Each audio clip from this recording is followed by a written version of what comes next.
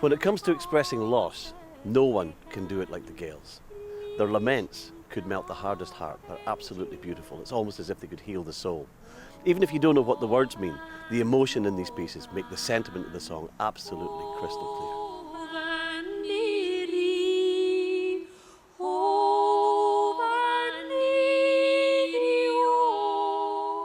It's a bit paradoxical because on the one hand, we're not very vocal when it comes to speaking up. We've had a history of that kind of oppression.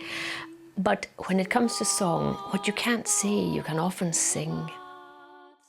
I sometimes think of it as the Gaelic equivalent of the blues.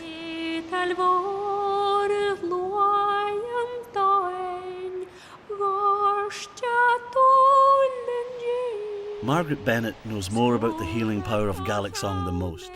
She's a highly respected folklorist and singer, and when her son Martin died recently, she experienced firsthand how particular laments can be of great comfort.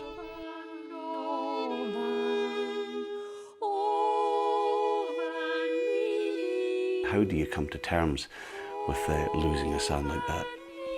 I think you just have to learn to live with it.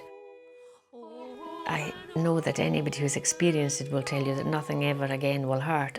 But of course, music is a great consolation. Martin Bennett was one of the most talented and respected musicians Scotland has ever produced.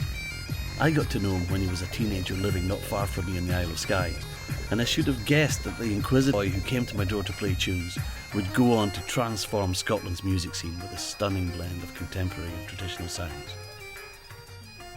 When he sadly lost his battle with cancer in 2005, aged just 33, and the question arose as to what music to have at his funeral, there was one lament above all others that seemed to speak for Margaret's grief. The only thing that would come into my mind, and I could never have planned this, but I think it's deep in the psyche, it goes back to my childhood. My mother a singer, my father a piper, and my father used to sit and play Ceol Mór, Patrick Moore MacCrimmon's Lament for the Children. And it's only 4 or 5 lines, and it repeats and repeats. Lad with the dark hair, I gave you my love. Lad with the dark hair, I gave you my fondest affection. Fond affection that I gave to nobody else. I gave you my love.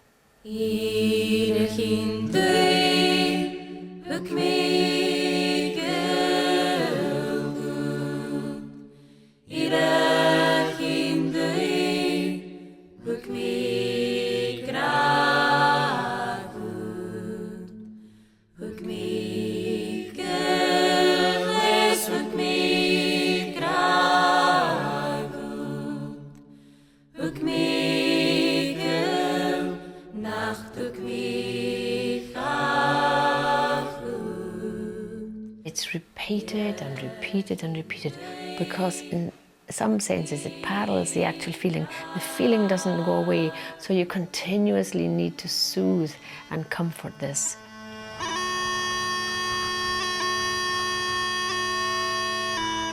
The lament runs like a thread through Gaelic poetry, pipe music and song, and is thought to originate centuries ago from keeners who were paid to help others grieve by wailing at funerals in Scotland and Ireland. But its power is derived from something much more fundamental.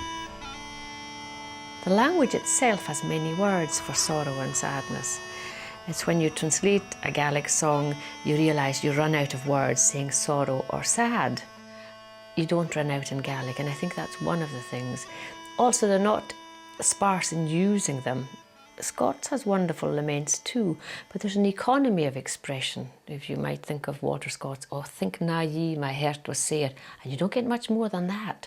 You feel the pain, but the Gael will linger on that, and you're in no doubt that there is sorrow.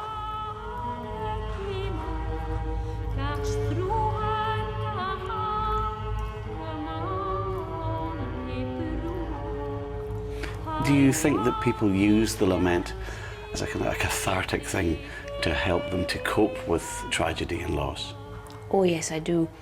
I think the first time I noticed this, I was quite young, and my grandmother had lost a second daughter And the unspeakable grief, we didn't see her cry much, not on a daily basis certainly, but I remember her standing at the ironing board with the flat iron on the stove, and then she'd bring it over and she was singing just the same 3 or 4 lines, and I can hear it yet.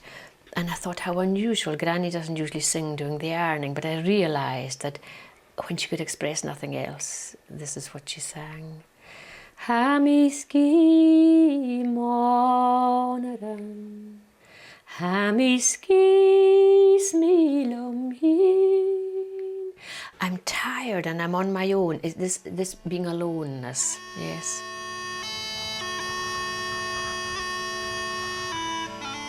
Certainly, music is a great solace. It's the only thing that can reach to touch that deep, deep pain.